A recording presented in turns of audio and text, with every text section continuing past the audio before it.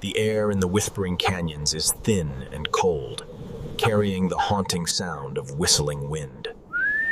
We have reached part 15 of this legendary confrontation, and the environment has become a deadly obstacle. The sovereign of the Skull Highlands has tracked the giant serpent to this extremely high-altitude mountain labyrinth. This is a landscape of narrow ridges and thousand-foot drops, where one single slip means certain death. The primate moves with a grim determination, his breath huffing loudly in the thin and freezing air. He knows that the giant serpent has retreated here for a reason. These winding paths favor an ambush. This is the most dangerous hunt yet, because there is absolutely no room for any human error here. He pauses on a natural stone bridge, scanning the deep shadows of the silent canyon floor far below. The silence is broken only by the rattle of loose shale falling from the high and jagged cliffs. Suddenly, the whisper of the canyon changes, sounding like 50 feet of heavy scales sliding over rock. The serpent has adapted to the high peaks. Its hide has taken on the color of gray granite.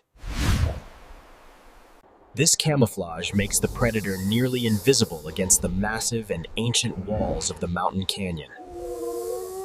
Without warning, the bridge beneath the primate's feet begins to vibrate with a violent and sudden force. The serpent hasn't attacked directly. It has coiled around the base to crush the bridge's foundation entirely. The stone shatters, and the primate roars as he begins to fall toward the dark canyon depths. His primal instincts are sharp.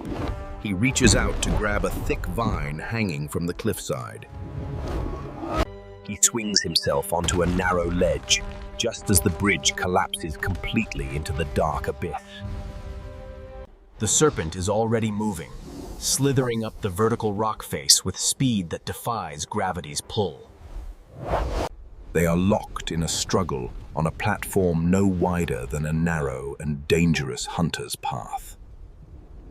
He realizes that he cannot fight a battle of strength on such a precarious and narrow footing. He uses his powerful legs to kick off the wall, leaping across the chasm to aspire. The serpent follows immediately, its body stretching across the gap like a living and muscular bridge. As the snake's head reaches the new spire, the primate is ready with the mountain's own weapons. He grabs a massive, loose boulder left by an ancient glacier and heaves it high into air. He slams the boulder down onto the serpent's midsection, pinning its body against the sharp granite edge. The canyon erupts with a high-pitched, prehistoric scream that echoes for miles through the cold, dark air. With a desperate heave, it tears itself free from the pinned boulder, leaving behind many broken scales. It retreats once again, disappearing into the shadows of the canyons while waiting for the next encounter. The primate stands on the spire, his chest heaving, his body silhouetted against the setting orange sun. He is the victor of part 15, knowing the hunt is nearing its final and violent conclusion. The most dangerous hunt continues, and the legend of the Highlands is reaching its final breaking point. The hunt for the giant serpent will return for the next epic and final chapter very soon.